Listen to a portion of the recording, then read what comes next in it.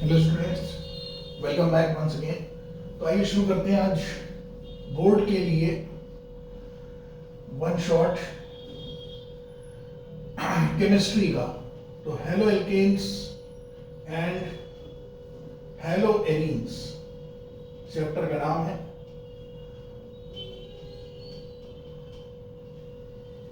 तो सबसे पहले तो ये होते क्या है, halo means halogen and alkane means किसी एल्किल ग्रुप से लगे हों।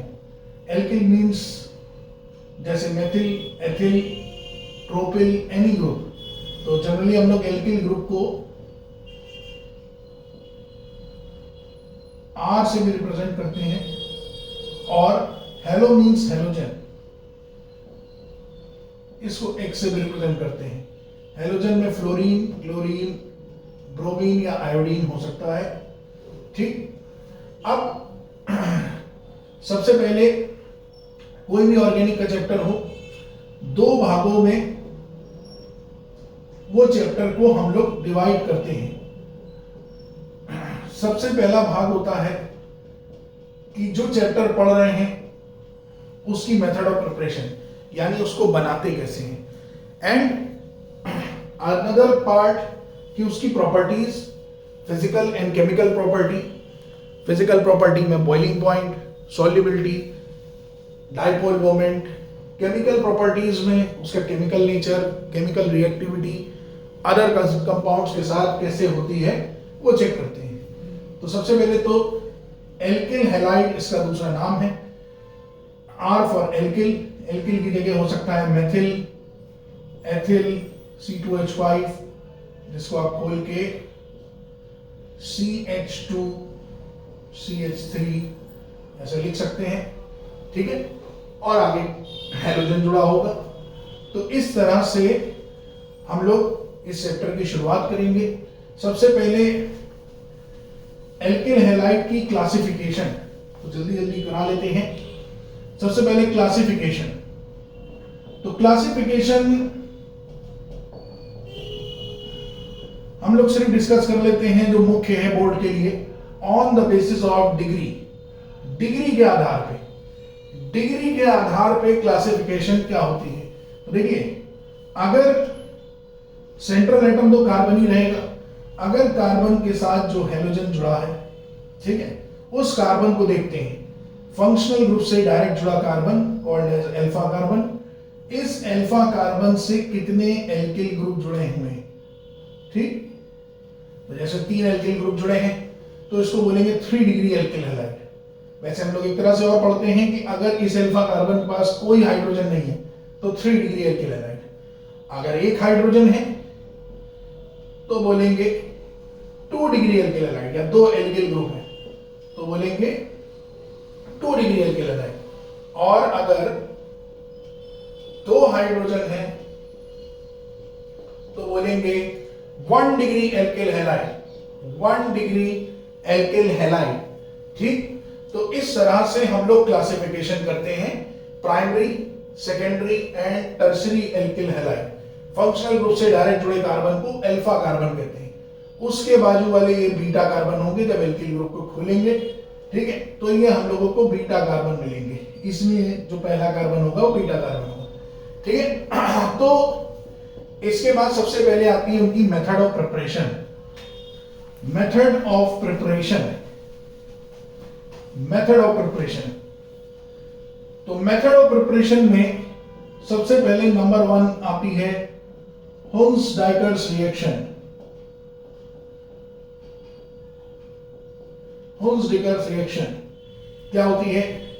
जब किसी silver salt of carboxylic acid को RCOOAG, when any silver salt of carboxylic acid react with bromine water in the presence of any non-polar agent, या CCl4 जैसे non-polar agent होता है, यानी जिसका डाइपोल मोमेंट 0 हो।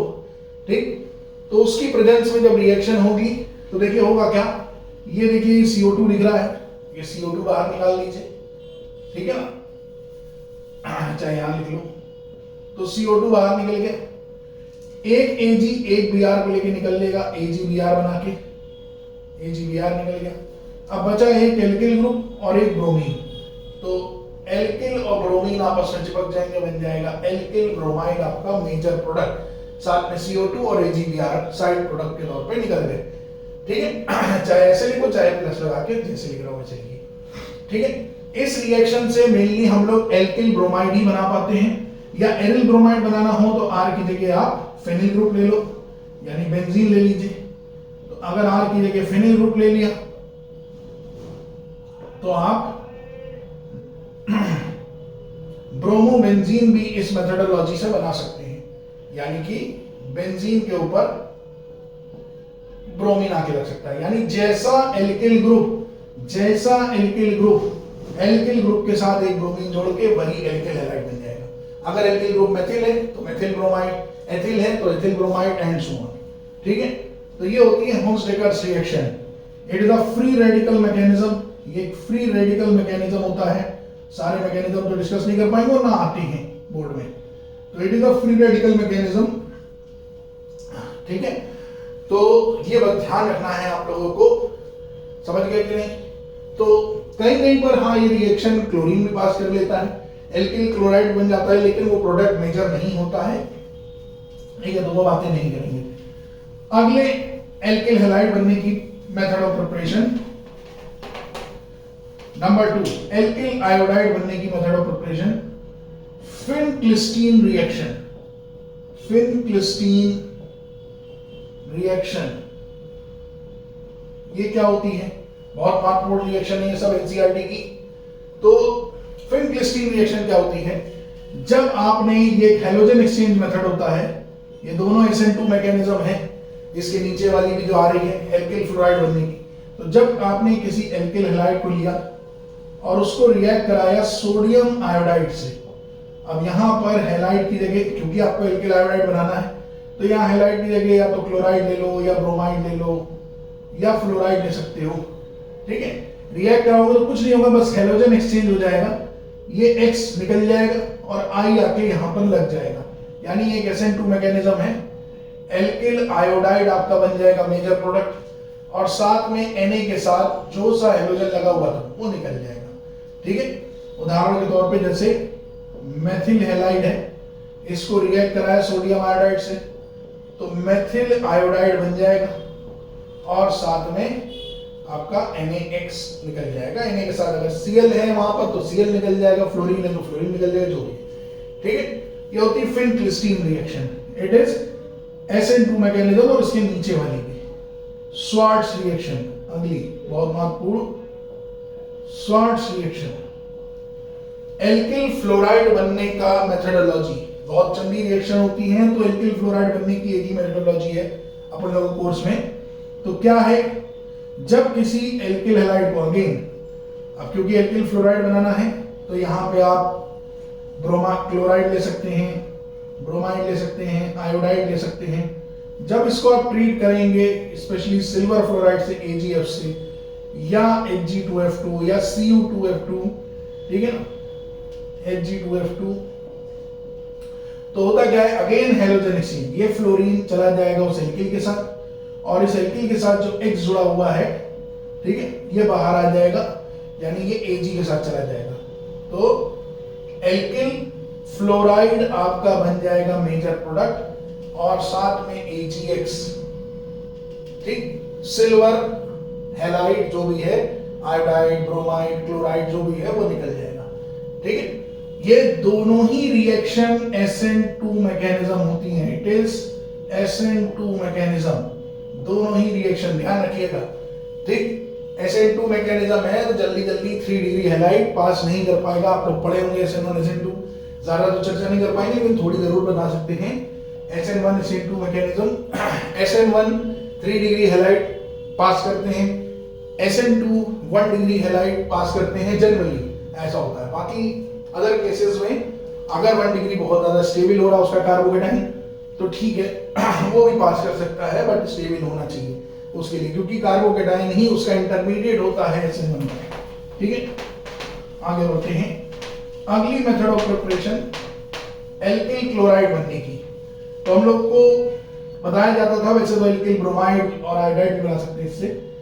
रिएक्शन विथ PCl5,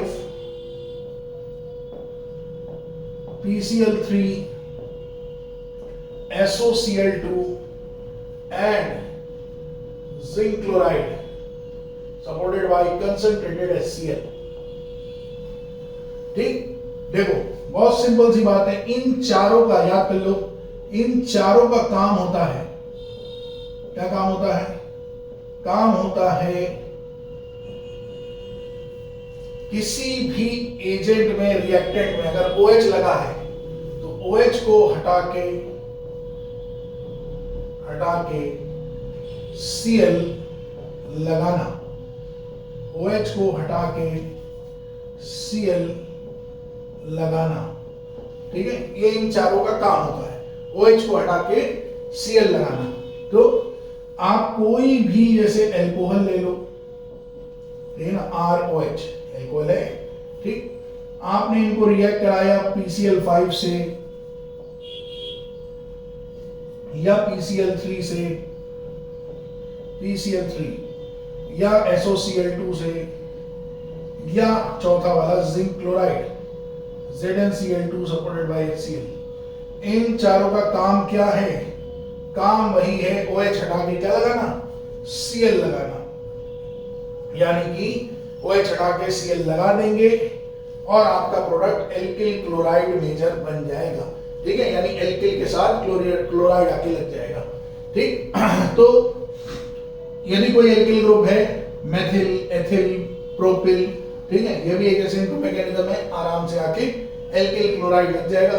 इसमें सबसे बेस्ट ये मेथड होता है, अच्छा प्रोडक्ट देके हम लोगों को निकलता है, ये बेस्ट रिएजेंट इस रिएक्शन के लिए बेस्ट रिएजेंट होता है SO2, SO प्लस SOCl2। ठीक है, हाँ, इनके साइड प्रोडक्ट भी कुछ के जैसे SO2 प्लस HCl, इसका परमानेंट साइड प्रोडक्ट है, और इसका भी अगर ध्यान रखो कहीं भी काम आ जाता है, POCl3 प्लस HCl। ठीक है, वैसे साइड प्रोडक्ट का इतना कुछ खास आप लोगों को काम नहीं पड़ेगा, समझ गए कि नहीं? तो ये एक मेथड ऑफ प्रिपरेशन काम की है किसी भी एल्किल हैलाइड को बनाने के लिए, एल्किल ब्रोमाइड को बनाने के लिए। हुंस-डिगर रिएक्शन, जब silver salt of carboxylic acid RCOH carboxylic acid को कहते हैं, एसिड में से उसका H हटाया और कोई मेटल लाके लगा दिया, वो आया होगा बेस से, तो एसिड प्लस बेस सॉल्ट बनता है। तो silver salt of carboxylic acid को रिएक्ट कराया ब्रोमीन वाटर से in the presence of CCl4, तो क्या बनेगा? एल्किल ब्रोमाइड आपका बनेगा मेजर प्रोडक्ट। उसके बाद दूसरी रिएक्शन क्या करी? फिनक्लिस्टीन रिएक्शन।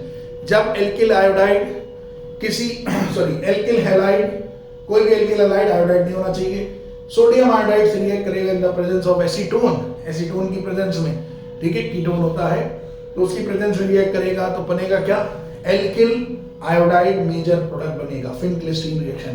तीसरी थी Swarts reaction, when any alkyl halide is treated with AgF या Hg2F2, इन सब एजेंट से रिएक्ट करेगा तो अगेन हैलोजन एक्सचेंज होगा, फ्लोराइड आके लग जाएगा एल्किल के पास, एल्किल फ्लोराइड बन जाएगा मेजर प्रोडक्ट। उसके साथ साइड प्रोडक्ट जो भी है Ag के साथ हैलोजन दूसरा निकल जाएगा। और फिर चौथा ये, इन चारों का काम होता है OH हटा के Cl लगाना। और भी जगह एसाइल हैलाइड्स को भी आप लोग देखेंगे, एसाइल हैलाइड्स भी बना लेते हैं ये, ठीक है, जैसे कार्बोक्सिलिक एसिड में भी OH होता है RCOOH, तो उसका भी OH हटा के Cl लगा सकते हैं ये लोग, ठीक है ना। ये वाला आप लोगों को अगले चैप्टर में भी देखने को मिलता है, लुकास रिएजेंट, ठीक है, जो टेस्ट होता है primary, secondary and tertiary alcohol के बीच में, ठीक है, तो वो एल्कोहल फिनॉल में देखेंगे। उसके बाद आती हैं इनकी प्रॉपर्टीज। तो सबसे पहले फिजिकल प्रॉपर्टी। तो फिजिकल प्रॉपर्टी में नंबर 1 आता है बॉइलिंग पॉइंट। तो बॉइलिंग पॉइंट का एक उसूल है, उसको दिमाग में फंसा लो कि मॉलिक्यूलर मास बढ़ेगा तो बॉइलिंग पॉइंट भी क्या होगा? बढ़ेगा। As molecular mass increases, boiling point also increases। यानी अगर हम लोग कोई हैलाइड्स में, जैसे methyl halide, ethyl halide, propyl halide, यानी कार्बन की संख्या में बढ़ा रहा हूं, ठीक है, और हेलोजन कांस्टेंट रखे हुआ क्लोरीन क्लोरीन क्लोरीन तीनों में, या ब्रोमीन ब्रोमीन ब्रोमीन तीनों, ठीक है। तो सबसे ज्यादा मॉलिक्यूलर मास प्रोपिल हैलाइड का, देन एथिल का, देन एथिल का। तो सबसे ज्यादा बॉइलिंग पॉइंट किसका होगा? इसका, देन इसका, देन इसका। सिंपल। हाँ, अगर आइसोमेरिक फॉर्म है, यानी हम लोग ऐसे कहते हैं कि इफ अगर मॉलिक्यूलर मास सेम हो जाए